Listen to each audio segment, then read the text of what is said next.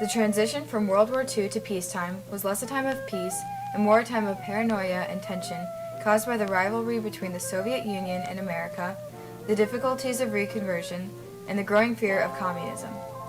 The opposing visions and competing global interests of the Soviet Union and America led to a rivalry that defined the time periods of 1945 to 1950, known as the Cold War.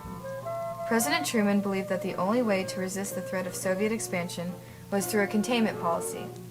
He included the Marshall Plan that would lend aid to the economic reconstruction of Western Europe so they couldn't fall under pressure of growing communist parties.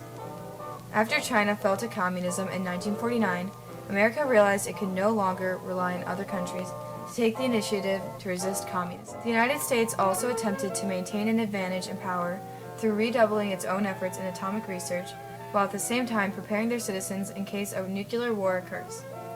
This threat was becoming a part of everyday life, as seen through popular culture, such as movies and comic books, and frequent testing of air raids and the creation of fallout shelters in public buildings. Besides the crisis overseas, America faced economic difficulties in the heated political climate. At first, the increase of consumer demand and government spending led to economic growth, but too much demand led to inflation. Reconversion also became an issue because returning veterans displaced millions of women and minorities in labor.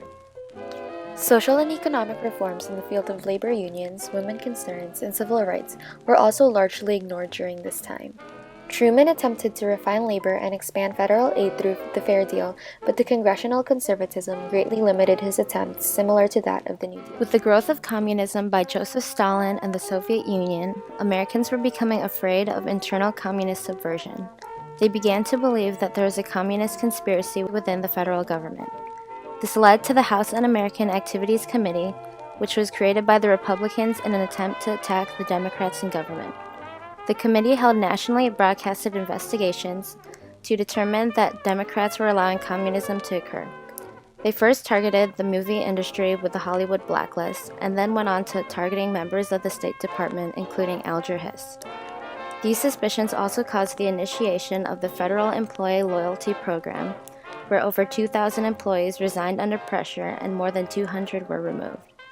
The McCarran Internal Security Act was passed by Congress, in which communist organizations were required to register with the government and report their records.